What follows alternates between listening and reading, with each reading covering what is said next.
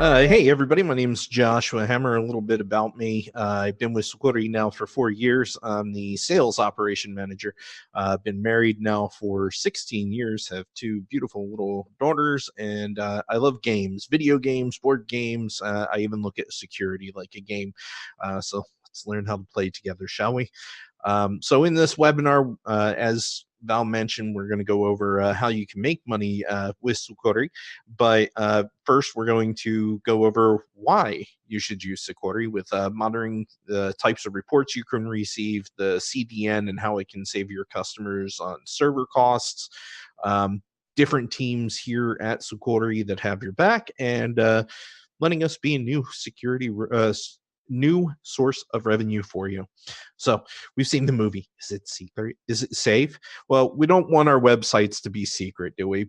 We want them out there, but we do want them to be safe. And how do we know it's safe? Okay, so there's a lot of information out there, and a lot of people, well, is my site safe? I've got a good host, so it should be safe. But we look into the back end, and some of the things we do is we do server-side scanning. The scanner not only looks for malware definitions, it looks for incidents of compromise, but it also looks for changes in files. These could be just small changes like updates if you update to a new version of WordPress or Drupal or whatever, Magento site. It'll look for those changes. But if you haven't done an update in forever and all of a sudden a bunch of stuff changes on the site and you're getting all these file changes, that could be a red alert. Hey, why are things changing here? I haven't done anything to it, and could cause you to look into it. Another report that we look at is checking for blacklists. There's a lot of blacklisting agencies out there.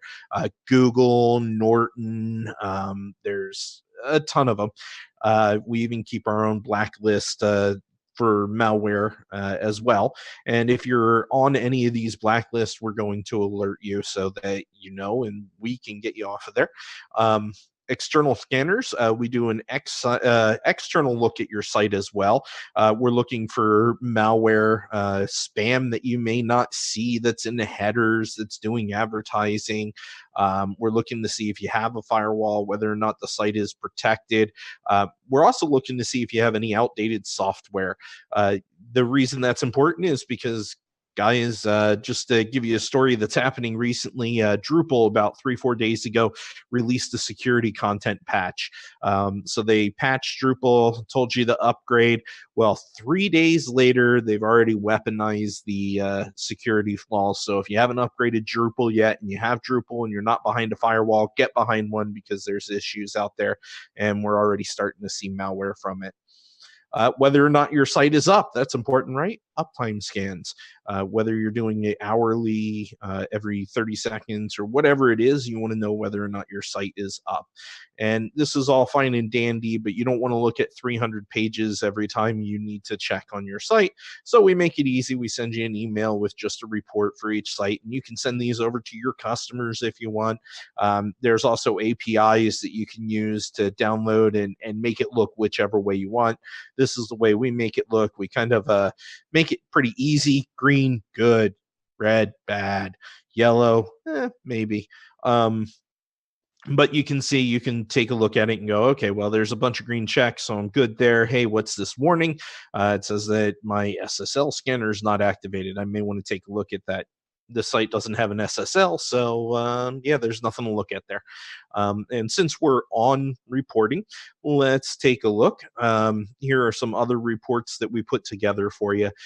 This is from our firewall, and it's just showing you blocked attacks, what we've blocked over the past couple of days or months or year, whatever you have the setting on, and the type of attack that we've blocked. The most common for this one is directory listing not authorized. So they're trying to see a listing of the directory files, and we're just not letting them.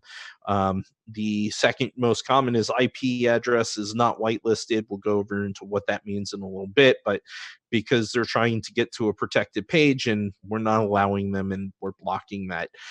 We also like to show you how many requests have gone through versus how many we've blocked, what browsers are out there, whether or not you're using Chrome, Firefox, who's viewing your site and on what browser. We even like to tell you whether or not it's a mobile or a PC or a bot that's trying to view your site. Okay. It's all fantastic. So some great reports there. But what about money? We want to save money and we want to make money, right? Well, there's a lot of ways to do that. One of the most efficient ways is going the wrong way here. Where am I? Sorry. So one of the most efficient ways is to, well, bring down some of the costs behind servers. Um, Server load is a very important thing, especially as you're hosting and you're on a private server or virtual private server. And as your site grows, you notice the server gets slower and you need bigger, more secured servers. So you're going with more traffic and that kind of stuff. One thing is a benefit that most people don't realize about a CDN and a firewall is the amount that it brings down the server load, because all the stuff is coming through this firewall first, through us. And we're taking a lot of that information and we're sending it straight back to the customer without having to ping your server each and every time. Those server loads decrease. What does that mean to you and your customers? Well, that means they don't need to upgrade to a new VPS, or for you, if you're hosting for them, you don't need to upgrade to a new VPS. You can save money there. This is a quote from one of our customers, WP Beginner. They said their server load has come down on WP Beginner insanely. Security is a big thing and is the primary reason we use Sucuri, but the added benefit is the speed aspect, because everything goes through the WAF. It's that much faster. We have points of protection around the world, and wherever it goes, whatever's closer to the end user, that's the one it uses. So it speeds things up on that end, but it also reduces the number of requests to a server. If you think about it, I think somewhere around 60% of all internet traffic is bad bots. If we reduce that 60% load on your server, you're saving yourself tons of money. And it's obviously a big thing, because I get tons of questions all the time about, hey, my site has this much traffic, can you handle it? And I think it's a weird thing. And I competitor shop and I look around and I go, oh, that's why they're asking. A lot of our competitors seem to, on the firewall or CDN, they say, okay, we're going to charge you for this much and you get this much bandwidth. And then after that, we charge you per gigabyte of bandwidth. Yeah, we don't do that here. So it's like, I don't really care how big your site is. Yes, we can handle it. No, we're not going to charge you a X amount per bandwidth over this. And we don't care where the bandwidth is coming from. If you're in Australia or China or Europe or whatever, it doesn't matter to us. It's all the same to us. So it gives you a set price that you know it's going to cost you monthly. You don't have to worry about promotions you're running and bandwidth spikes and those kind of things, which is nice. What about protection? Well, of course, the protection's a big aspect when you're here with a security company. We're going to protect you from the OWASP Top 10, all of the injection attacks, the SQL Server injection, the cross-site scripting, all that fun stuff.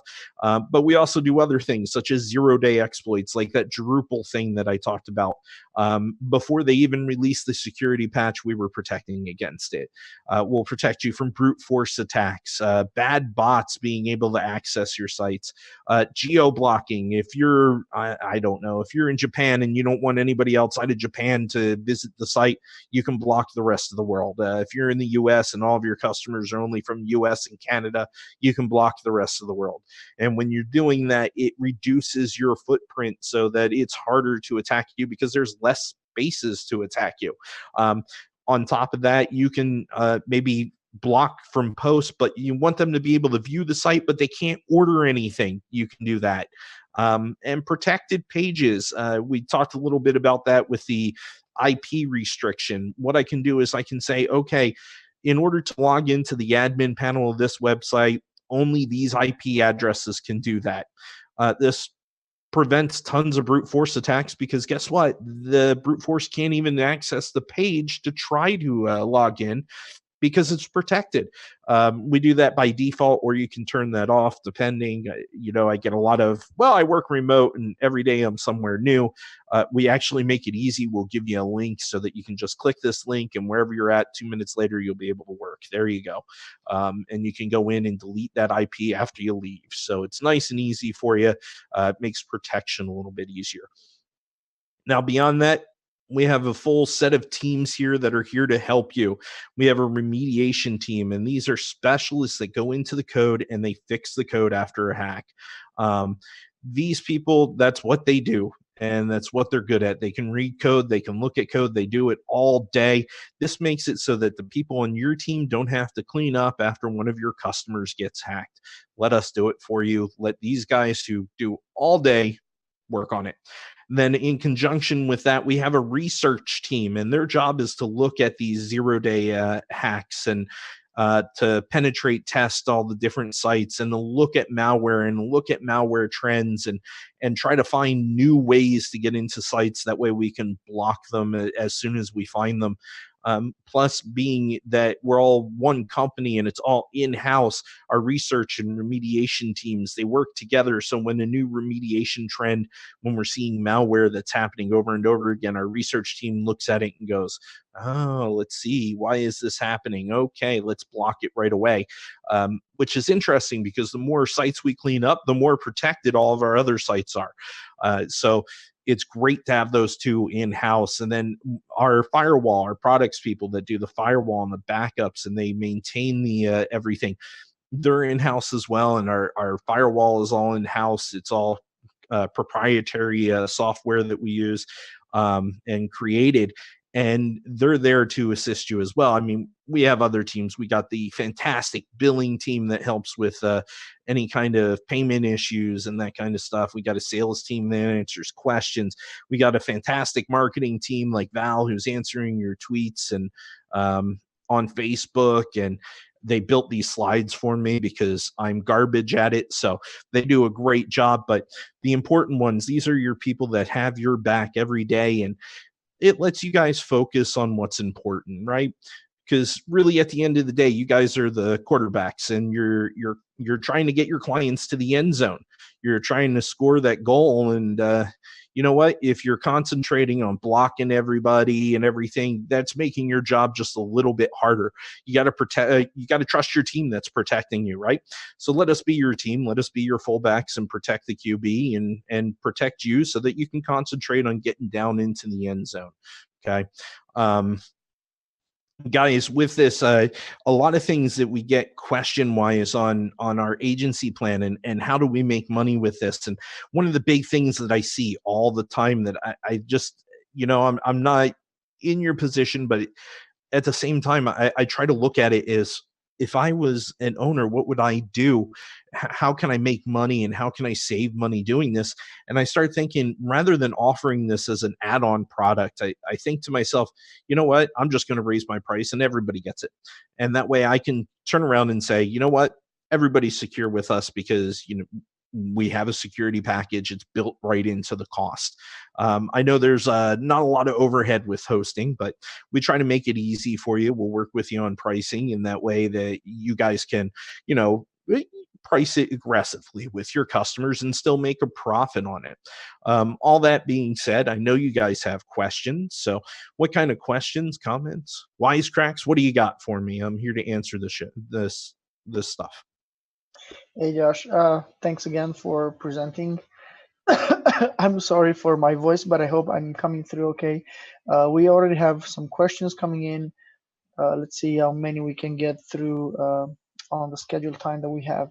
The first one, as you were just mentioning, also asks about pricing. So we have Josh, no, another Josh, here with us asking, what kind of pricing model do you have that we can build on?